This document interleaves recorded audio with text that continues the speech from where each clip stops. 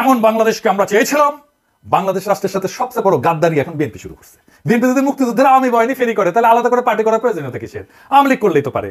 তো মুক্তিযুদ্ধের আজকের বিএনপি মুক্তিযুদ্ধের কথা বলে ৭২ সংবিধানের কথা বলে রাজনীতি করতে চাইতেছে। প্রথম আলো ডেইলি স্টারের সামনে জিয়াফত দিলে বিএনপির পুচ্ছে আগুন জ্বলে যায়। আর মির্জা ফখরুল মিছা কথা বলে বক্তৃতা দেয় যে পত্রিকা অফিসে আগুন দেওয়া হয়েছে। আর বলে যে আবার ফ্যাসিবাদ আসবে, আসতে পারে, টিকবে না। অনেকে বলে ভারতীয় আধিপত্যবাদ আসবে, আসতে পারে, টিকবে না। অনেকে বলে বিএনপি আওয়ামী লীগের শাসনের মতোই শাসন চালাইতে পারে, টিকবে না। আজকের আলাপের বিষয় হইতে পারে যে বিএনপির রাজনীতির মূল সংকটটা কোথায়। এটা আলাপ করাটা জরুরি হয়ে পড়ছে, কারণ অনেকে মনে করতেছেন যে বিএনপির সাথে কেন আমাদের দূরত্বটা বাড়ছে। আমরা অনেকেই যারা বিএনপির সাথে হাসিনা হটাও আন্দোলন করছি তাদের সাথে বিএনপির একটা দৃশ্যমান দূরত্ব তো তৈরি হয়েছে। তার সংগত কারণও আছে। সেই কারণগুলো নানা সময় বলা হয়েছে, আবার আলাদা করে করার দরকার আছে বলে মনে করি না। কিন্তু বিএনপির সাথে এই সংকটটা কি হঠাৎ করে তৈরি হয়েছে? না, এই সংকট অনেক আগে থেকেই ছিল। সেজন্য হাসিনা হটানোর লড়াইয়ে সে নেতৃত্ব দিতে পারে নাই। বাংলাদেশের সবচেয়ে বড় রাজনৈতিক দল হওয়ার পরেও সে ২০২৪-এর বিপ্লবের নেতৃত্ব দিতে পারে নাই। শুরু করি বিএনপির যত ভুল নিয়ে। আসেন আল্লাহর নামে শুরু। বিএনপির সবচেয়ে বড় ভুল হইতেছে জিয়াউর রহমানের পজিশনিং শব্দটা মার্কেটিং এর শব্দ। আগে পজিশনিং শব্দ বলতে কি বোঝায় এটা বুঝেনি। এটা মার্কেটিং এ বলে প্রোডাক্ট পজিশনিং। এটা হলো মার্কেটিং এর একটা কৌশল, যার মাধ্যমে একটা পণ্যকে গ্রাহকদের মনে একটা নির্দিষ্ট এবং স্বতন্ত্র অবস্থানে স্থাপন করে দেয়। সহজ কথা, এটা হলো গ্রাহকদের মনে একটা ধারণা বা ভাবনা তৈরি করা যে পণ্যটা অন্য পণ্যের তুলনায় কিভাবে আলাদা, কিভাবে তাদের সমস্যা সমাধান করতে পারে। আমি একটা উদাহরণ দিই। ধরেন গাড়ির বাজারের পজিশনিং। ধরা যাক দুইটা গাড়ি আছে, গাড়ির নির্মাতা দুইটা, তাদের পণ্যের পজিশনিং করতেছে। মার্সিডিজ বেঞ্জ, এই যে মার্সিডিজ বেঞ্জ আর টয়োটা, দুটোই গাড়ি একই কাজ করে, তাই না? কিন্তু কোন গাড়িটা কিনবেন, কে কিনবে? মার্সিডিজ বেঞ্জ এটা খুবই উঁচু মানের গাড়ি, বিলাসবহুল গাড়ি, আরামদায়ক গাড়ি, এটা সেফটি স্ট্যান্ডার্ড ভালো, মানে খুব স্পিডে যদি বাঘ ঘুরতে যায় তাহলে এটা উল্টে পড়বে না। বড় লোকই দেখানোর জন্য আর কি, নিজের সম্পদশালী দেখানোর জন্য, সোজা কথা ভাবছে জন্য লাগে আর কি। টয়োটা এটা নির্ভরযোগ্য, দীর্ঘমেয়াদী ব্যবহারের উপযোগিতা আছে, দামে সাশ্রয়ী, এটা রিসেল ভ্যালু ভালো, পার্টস পাওয়া যায় সব জায়গায়, তাই না? দুইটা ব্র্যান্ডে গাড়ি তৈরি করে, কিন্তু তারা আলাদাভাবে নিজেদের পজিশনিং করছে যাতে ভোক্তাদের মনে আলাদা আলাদা চিত্র তৈরি হয়। এক গ্রুপ কিনবে মার্সিডিজ আর এক গ্রুপ কিনবে টয়োটা, আলাদা জায়গা সবার। বিলাসবহুল কথাটা শুধু মার্সিডিজের জন্য, টয়োটার জন্য কিন্তু। টয়োটা যদি বলে আমি বিলাসবহুল তাহলে কিন্তু হবে না। মার্সিডিজ যদি বলে আমার পার্টস সব জায়গায় পাওয়া যায় তাহলে হবে না। প্রোডাক্ট পজিশনিং মানে হলো প্রতিযোগিতামূলক বাজারে পণ্যটাকে এমন ভাবে উপস্থাপন করা যাতে গ্রাহকরা সহজে বুঝতে পারে যে এই পণ্যটা কেন এই পণ্যের চেয়ে আলাদা এবং কেন গুরুত্বপূর্ণ তার জন্য। রাজনৈতিক দলেরও পণ্য আছে, সেটা তারা বেচা কেনার কথাটা শুনতে খারাপ লাগলেও এভাবে বললে সুবিধা হয়। তো আওয়ামী লীগের পণ্য কি? শরদ্দীর বডিগার্ড। তারা বলে স্বাধীনতার নেতা, ৬ দফা আন্দোলনের নেতা। আমরা অপছন্দ করলেও স্বাধীনতার অবিসংবাদিত নেতা হইতেছে শরদ্দীর বডিগার্ড, মানে শেখ মুজিব পাকিস্তান আন্দোলনও করছিল, কিন্তু এটা আওয়ামী লীগ কিন্তু বলে না। জিয়ার পজিশনিং করছে কোথায়? বিএনপি জিয়ার পজিশনিং করছে স্বাধীনতার ঘোষক, জেড ফোর্সের নায়ক। স্বাধীনতা কি জিয়া ১ নাম্বার ক্যারেক্টার স্বাধীনতা যুদ্ধে, মুক্তিযুদ্ধে? সে কি অবিসংবাদিত নেতা? আমি যাই বলি না কেন, এই স্বাধীনতার মাঠে কখনোই জিয়া মুজিবকে ছাড়াই যেতে পারবে না, তার ইমেজকে। পাকিস্তান আন্দোলনকে মুজিব জিন্নাকে ছাড়াই যেতে পারবে না। তাহলে জিয়াকে কোথায় পজিশন করতে হইতো? জিয়া ৭ই নভেম্বরের বিপ্লবের অবিসংবাদিত নেতা। ৭ই নভেম্বর তো বিপ্লব হয়েছিল, সেই বিপ্লবের বিপ্লবীরা প্রফেসর ইউনূসের মতো জিয়াকে নেতার মুকুট পড়াইছিল। জিয়া নেতা হইতে চায় নাই, কিন্তু পরিস্থিতির প্রয়োজনে নেতৃত্ব গ্রহণ করছেন। ঠিক প্রফেসর ইউনূসের মতো। সক্রেটিস বলছিল সেই শাসকই শ্রেষ্ঠ শাসক যে অনিচ্ছুকভাবে শাসন ভার নেয়। বাংলাদেশের ইতিহাসে দুইজন অনিচ্ছুক শাসক পাইছি, একজন প্রফেসর ইউনূস আর একজন জিয়াউর রহমান। জিয়াকে উচিত ছিল আগস্ট বিপ্লবের নায়ক হিসেবে পজিশন করা, সেটা বিএনপি করে নাই। জিয়াকে উচিত ছিল অনিচ্ছুক শাসক হিসেবে পজিশন করা, সেটাও সে করে নাই। সে নভেম্বর বিপ্লবকে ওনই করে না, ২০২৪-এর বিপ্লবকেও বিপ্লব বলে স্বীকার করতে চায় না। বিএনপি আর তাদের বুদ্ধিজীবীরা বিপ্লব নামটা শুনলে কাপড় নষ্ট করে ফেলে, না জানি কি করতে হবে বিপ্লব কইলে। ২ নম্বরে দেশে বিএনপির কোনো পলিটিক্যাল বয়ান নাই, মানে রাজনৈতিক বয়ান নাই। তো রাজনৈতিক বয়ান মানে কি বলা হয়? আপনার রাজনীতি কি? আপনার উত্তর কি হবে? খুব সহজ প্রশ্ন মনে হয়, কিন্তু গুছায় উত্তরটা দিতে গেলে দেখবেন ঠিক অতটা সহজ মনে হইতেছে না। মানে যদি চিন্তার স্বচ্ছতা থাকে, মানে চিন্তার স্বচ্ছতা মানে ধরুন অ্যাজিটেটল হয়ে যেতে হবে না। চিন্তার স্বচ্ছতা হলো আপনি যে বক্তব্য দেন, সেই বক্তব্যটা কেন দিচ্ছেন, সে বক্তব্য কই থেকে আসছে, সে সম্পর্কে একটা পরিষ্কার আইডিয়া, ধারণা থাকা। এইটারে বলে চিন্তার পদ্ধতি। তো এই চিন্তার পদ্ধতি সম্পর্কে সচেতন থাকাই হইল চিন্তার স্বচ্ছতা, চিন্তা করতে পারা। এটা মেলা কঠিন কাজ। যেটা বলছিলাম যে আপনাকে যদি জিজ্ঞেস করে যে আপনার পলিটিক্সটা মূলত কি, আপনি আসলে কি করেন, কি চান, এই সমস্ত প্রশ্নের উত্তর দিতে গেলে আপনাকে একটা গল্প বলতে হবে। এই গল্পটাই হইতেছে বয়ান। যেমন ধরেন আওয়ামী লীগকে বলবে যে সে ১০০০ বছরের বাঙালি জাতীয়তাবাদের রাজনীতি করে। আপনার এই দাবির পক্ষে একটা গল্প বলতে হবে আওয়ামী লীগকে। সেই গল্পটা হইতেছে সোনার বাংলার গল্প। সে সোনার বাংলায় ফিরে যেতে চায়। সে বলবে মুক্তিযুদ্ধের কথা। সোনার বাংলায় ফেরার পথে একটা মাইলস্টোন মুক্তিযুদ্ধ, সোনার বাংলায় ফেরার পথে আরেকটা মাইলস্টোন ৫২ ভাষা আন্দোলন। এখন এই যে বয়ান, এই যে গল্পটা, এটা সমর্থনে যারা থাকবে তারা আওয়ামী লীগের। এমনও হতে পারে সে আওয়ামী লীগকে ভোটও দেয় না, কিন্তু মুক্তিযুদ্ধের এই গল্প, এই ন্যারেটিভ, এই বয়ান, স্বাধীনতার এই বয়ান, এটা সে বিশ্বাস করে। অর্থাৎ আওয়ামী লীগের পলিটিক্যাল ন্যারেটিভে তার কোনো আপত্তি নাই। তাহলে সে ভোট কেন দেয় না আওয়ামী লীগকে? দেয় না কারণ সে মনে করে আওয়ামী লীগ মুক্তিযুদ্ধ নিয়ে যে ন্যারেটিভ দাঁড় করেছে সেই ন্যারেটিভ অনুযায়ী সে চলতেছে না, মুক্তিযুদ্ধের ন্যারেটিভ সে পালন করে না, অর্থাৎ আওয়ামী লীগ খারাপ হয়ে গেছে। এছাড়া আওয়ামী লীগকে সমর্থন দিতে তার কোনো সমস্যা নেই। এই কারণে দেখবেন অনেকে বলে যে আমি আওয়ামী লীগের না, তবে শেখ মুজিব মুক্তিযুদ্ধকে আমি অন করি। অর্থাৎ আওয়ামী লীগের বয়ানে যেই মুক্তিযুদ্ধের ইতিহাস সেটা পবিত্র হইলো আওয়ামী লীগ আর পবিত্র থাকে নাই পরে, সেটা সে মনে করে আওয়ামী লীগ খারাপ হয়ে গেছে। উদাহরণ দিই কয়েকটা, বুঝবেন আমি কাদেরকে বোঝাই। সিরাজুল ইসলাম চৌধুরী, আনু মোহাম্মদ, সিপিবি, বিএনপির ফজলুর রহমান, এমনকি মির্জা ফখরুল ইসলাম, এমনকি বিএনপির এখন সবগুলো নেতাই মোটামুটি আওয়ামী বয়ানে বিশ্বাস করে, তারা মুক্তিযুদ্ধে বিশ্বাস করে, তারা স্বাধীনতার যুদ্ধে বিশ্বাস করে, এবং আওয়ামী লীগ যেভাবে বলে ৭২-এর সংবিধান সেটাতেই বিশ্বাস করে। কিন্তু আওয়ামী লীগ করে না, সে মনে করে যে মুক্তিযুদ্ধের যে ন্যারেটিভ এইটার মধ্যে আসলে এটা আওয়ামী লীগ এটা নষ্ট করে ফেলছে। তো এই গ্রুপটা, এই যে চেতনা মারানিদের গ্রুপটার আরেকটা ডাইমেনশন আছে যে কারণে মুক্তিযুদ্ধকে তারা অন করে, নিজের বলে মনে করে। সেটা কি? ধর্মনিরপেক্ষতা, অসাম্প্রদায়িকতা, প্রগতিশীলতা। আপনি দেখবেন বিএনপির নেতাগুলো এই কথাগুলোই বলে, এই তিনটা শব্দ এটা ব্যবহার করে যে কথাটা আসলে বলতে চায় সেটা কি সেটা বলা সম্ভব না তাদের পক্ষে, সেজন্য এরকম শব্দগুলো বলে। এই শব্দগুলো হইতেছে ইসলাম বিদ্বেষ, মুসলমান বিদ্বেষ। মুক্তিযুদ্ধের যে বয়ান আমরা দেখি সেটা আসলে কাদের লেখা? কারা ঠিক করে দিছে যে মুক্তিযুদ্ধ বলতে এইটা বুঝতে হবে, এই জিনিসটা বুঝতে হবে? কে? মুক্তিযুদ্ধের ইতিহাস লিখছে ধর্মনিরপেক্ষতাবাদী প্রগতিশীলরা। তো প্রগতিশীলতা আর এই ধর্মনিরপেক্ষতার উৎস কোথায়? আমাদের দেশে। আসেন এটা একটু বুঝে দেখি। বাংলাদেশ রাষ্ট্র গঠনের 3টা পর্যায় আছে সুনির্দিষ্ট।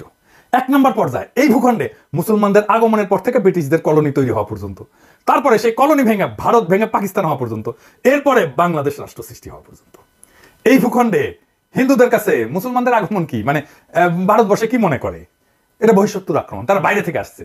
অন্য 8-10টা এই যে উপনিবেশ যারা করে, কলোনি যারা বানায়, তাদের মতো মুসলমানরাও কলোনি গাড়ছিল এই ভূখণ্ডে, যেমন ব্রিটিশরা করছে। তো এটাই হইতেছে হিন্দুত্ববাদের গোড়ার কথা, যে মুসলমানরা বহিরাগত, বাইরে থেকে আসছে। অথচ মুসলমানরা যে ব্রিটিশ বা ইউরোপিয়ানদের মতো কলোনি করে নাই, বরং নিজেরাই ভূখণ্ডে আইসা তাদের মতো করে এই ভূখণ্ডের লোকই হয়ে গেছে, এই ভূখণ্ডকে নিজের ভূখণ্ড করে নিছে, এখানে সংসার করছে, বিয়ে শাদী করছে, এখানে মারাও গেছে, এখানে মানুষ হয়ে গেছে, সম্পদ পাচার করে নাই সে যেখান থেকে আসছে। সেইটা কিন্তু এই হিন্দুত্ববাদীদের বয়ানে পাওয়া যায়। বখতিয়ার খলজি তো আসছে আফগানিস্তান থেকে, সে কি আফগানিস্তানে নিয়ে গেছে তার সম্ভব না। তাহলে কথা দাঁড়াইলো এই যে মোদির মতো হিন্দুত্ববাদীদের কাছে মুসলমানরা হলে এই উপমহাদেশে কলোনি করতে আসছে। এই কলোনাইজারদের কাছ থেকে বাঁচার একমাত্র উপায় হলো হিন্দুদের রাষ্ট্র গঠন করা। এটা বঙ্কিমচন্দ্রের রচনা পড়লেই বুঝবেন, শরৎচন্দ্রের রচনা পড়লেই বুঝবেন, দেখবেন যে কেন কিভাবে হিন্দুদের রাষ্ট্র গঠন করতে হবে। এই বয়ান দাঁড় করানোর জন্য বঙ্কিম সারা জীবন কাজ করে গেছে। তাহলে বিষয়টা দাঁড়াইলো যে ভারত বা হিন্দুত্ববাদ এমন বয়ানই দাঁড় করাবে বা এমন বয়ানকে সমর্থন করবে যেটা হিন্দুত্ববাদের স্বার্থকে মুসলমান জনগণের স্বার্থের উপরে দাঁড় করাবে। আচ্ছা, এবার আসেন দেখি, আপনি যদি আমাদের এই দিককার পূর্ববঙ্গের বা বাংলাদেশের রাজনৈতিক ইতিহাস দেখেন, এখানে মূল দ্বন্দ্বটা আসলে কিসের ছিল? এই ভূখণ্ডের জনগোষ্ঠীর লড়াইটা কি নিয়েছিল? আসেন সেটা একটু বুঝে দেখি, তাহলে আমরা বুঝতে পারবো যে আসলে আমরা কোথায় যাইতেছি এবং কোথায় থেকে। দ্বন্দ্বটা মূলত জমি নিয়ে। জমি নিয়ে কেন? কারণ জমি কৃষিভিত্তিক সমাজের জীবিকা। মূলত পৃথিবীর অধিকাংশ দ্বন্দ্বই তার সম্পদ নিয়ে। আমাদের কৃষিভিত্তিক সমাজের সম্পদ তো জমি, তাই দ্বন্দ্বটা জমি নিয়ে হওয়ার কথা। মোগল আমল আর ব্রিটিশ আমলে যে ভূমি ব্যবস্থাপনা ছিল, এই দুইটার মধ্যে মৌলিক তফাৎ ছিল। মানে মোগল আমলের থেকে ব্রিটিশ আমলে, মোগলদের বিশেষ করে আকবরের আমলে জমির মালিকানা ছিল সম্রাটের। খাজনার বিনিময়ে কৃষক জমির সকল অধিকার ভোগ করত।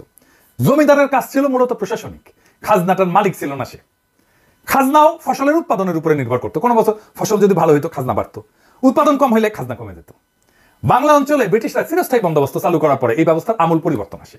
শুরু হয় আমাদের দুঃখ। জমিদার হয়ে যায় ভূমির মালিক, আর কৃষক হয় খাজনা দেওয়ার মেশিন। ফসল ভালো হয়েছে কি খারাপ হয়েছে সেটা না, নির্দিষ্ট পরিমাণে খাজনা কৃষককে দিতে বাধ্য থাকতে হবে, একই পরিমাণে খাজনা।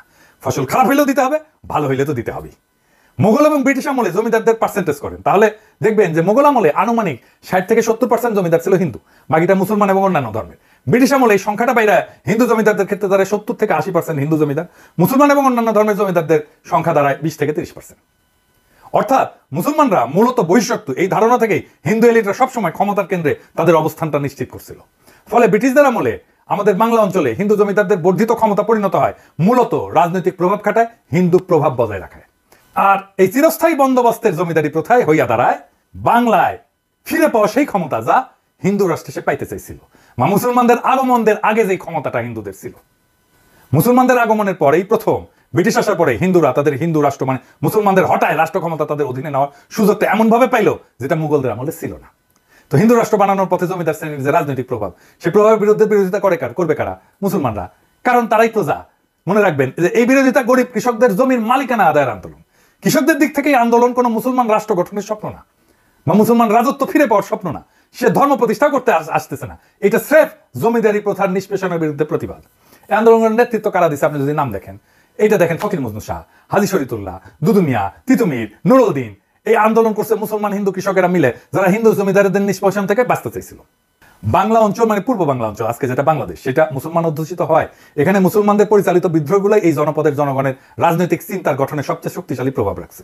দেখেন হাজী শরীয়তুল্লাহ প্রশ্ন উঠাচ্ছে যে জমির মালিক তো আল্লাহ, কোন মানুষ না, ফলে জমিদারদের এই জমির মালিকানা আমরা মেনে নেব কেন? একটা গান আছে এই ধারণার উপরে ভিত্তি করে, শুনছেন কিনা জানি না। এটা হইতেছে এরকম: মাঠে মাঠে সোনালি ধান, পরাণ পাগল করে, কয়দিন পরে সেই ধান যাইব জমিদারের ঘরে রে, আমার হিস্সা নাই সেই ধানে, আমি যদি আল্লাহর বান্দা, জমিন ও আল্লাহর, আদম হাওয়ার সন্তান মোরা, সমান অংশীদার রে, আমার হিস্সা যায় কোনখানে? এই যে প্রশ্নের ধরনটা ধর্মীয়, কিন্তু অর্থ কি? অর্থ হইল আমরা এই বেইনসাফি মানি না। অর্থাৎ ইসলাম হয়ে উঠতেছে অন্যায়ের বিরুদ্ধে প্রতিবাদের হাতিয়ার, প্রতিবাদের ভাষা। খেয়াল করেন, জমির মালিকানার প্রশ্ন পরিণত হচ্ছে একটা রাজনৈতিক প্রশ্নে। অর্থাৎ ইসলাম শুধু ধর্মে সীমাবদ্ধ থাকতেছে না, এটা পরিণত হচ্ছে মজলুমের অধিকার আদায়ের অস্ত্রে। এই কারণে বাংলাদেশে ইসলামকে শুধু ধর্মে রিডিউস করে নিয়ে আসাটা প্রগতিশীলদের একটা কৌশল।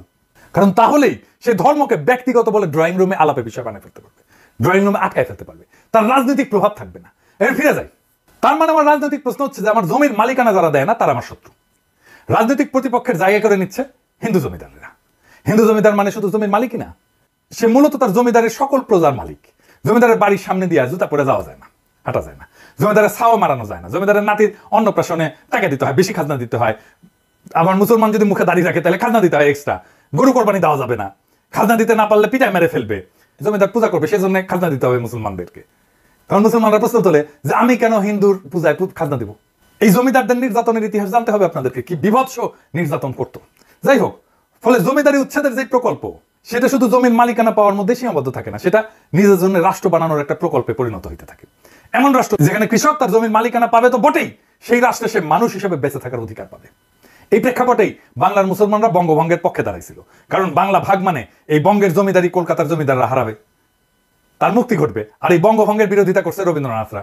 কারণ জমিদারি গেলে বজরাই বৈশা নিশ্চিন্তে প্রেম সঙ্গীত লেখা যাবে না, জমিদারি যাওয়া মানে পেটে টান পড়া। তাই লিখতে হইল আমার সোনার বাংলা, আমি তোমায় ভালোবাসি। এই সোনার বাংলা কোনটা? এইটা। কোন ভূখণ্ডকে রবীন্দ্রনাথ সোনার বাংলা বলছিল? এইটা। রবীন্দ্রনাথের সোনার বাংলা এইটাই। শুধু জাতীয় সঙ্গীত নিয়ে হাউকাও না কইরা এই সোনার বাংলা আইনা ঠিক বা আমার বাকশালীটা। কিন্তু পরিহাসের বিষয় হলো পূর্ব বাংলা তাকে ভালোবাসে না। কিন্তু জমিদারি রক্ষার গানটাই হয়ে দাঁড়ায় জমিদার বিরোধী জনগণের রাষ্ট্রের জাতীয় সঙ্গীত কি তামাশা। যে অর্থনৈতিক, রাজনৈতিক আর সাংস্কৃতিক প্রভাবের কথা বলছি, সেই প্রভাবে প্রথম সংগঠিত আঘাত হয়ে নেয় এই মুসলমান কৃষকেরা।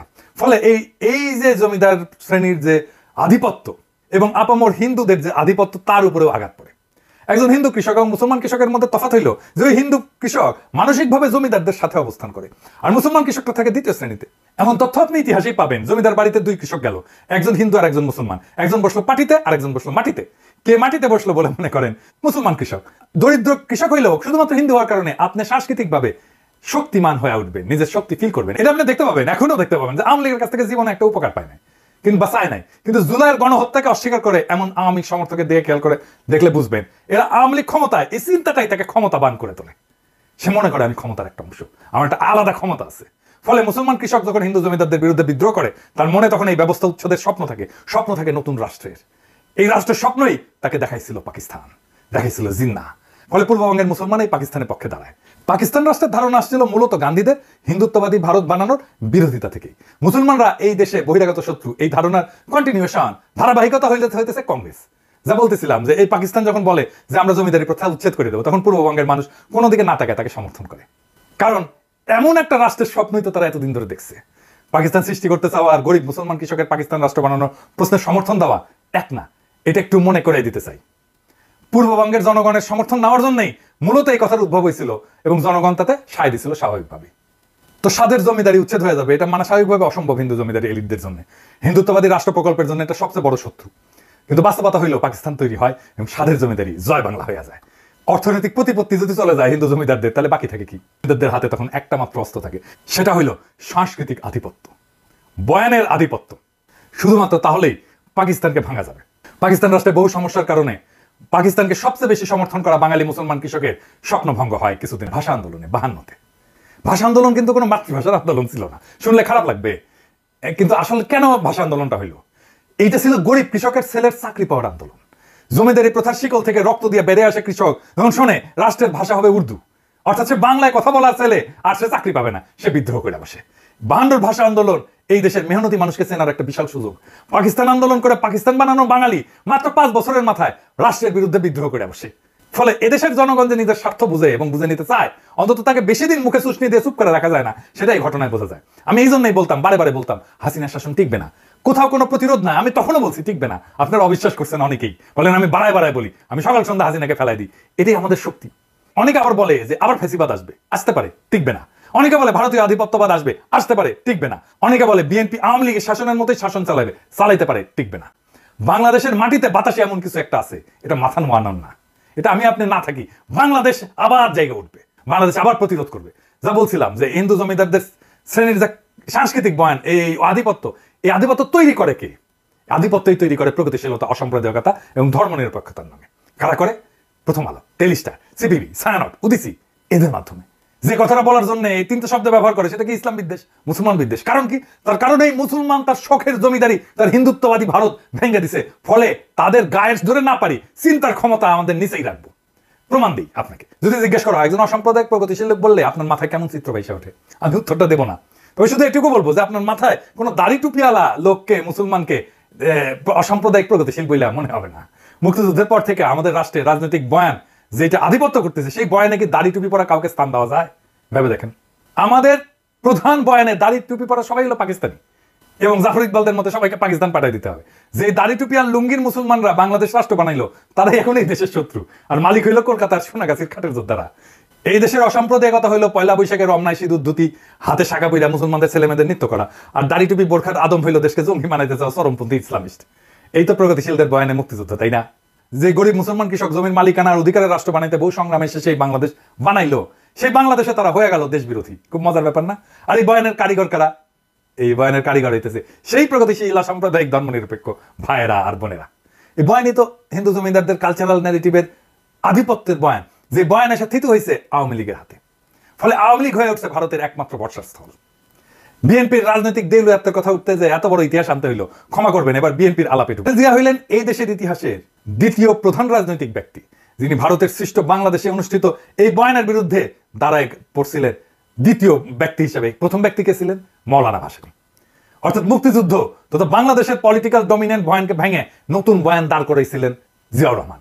তিনি যে খুব শক্ত বয়ান দাঁড় করাইতে পারছিলেন তা না, তবে আওয়ামী বয়ানের বাইরে তিনি আসতে পারছিলেন। ফলে ভারতের হেজিমনির বাইরেও যে এদেশে পলিটিক্স করা যায়, সেটার পথ তিনি দেখাইছেন। এমনকি মৌলানা ভাসানী ক্ষমতায় আসতে পারেননি, জিয়াউর রহমান ক্ষমতায় চলে আসছিলেন। সো মৌলানা ভাসানীর চেয়ে এক ধাপ আগায় জিয়াউর রহমান ইন্ডিয়ার কালচারাল ডমিনেন্স পলিটিক্যাল বয়ানের বাইরে নতুন একটা রাজনৈতিক চিন্তা দেখাইছেন এবং সেই চিন্তাকে ক্ষমতাশালী করে তুলছেন। আজকের বিএনপি মুক্তিযুদ্ধের কথা বলে, 72 সংবিধানের কথা বলে রাজনীতি করতে চাইতেছে। প্রথম আলো ডেইলি স্টারের সামনে জিয়াফত দিলে বিএনপির পুচ্ছে আগুন জ্বলে যায়, আর মির্জা ফখরুল মিছা কথা বলে বক্তৃতা দেয় যে পত্রিকা অফিসে আগুন দেওয়া হয়েছে। আজকের বিএনপি মুক্তিযুদ্ধের কথা বলে, 72 সংবিধানের কথা বলে রাজনীতি করতে চাইতেছে।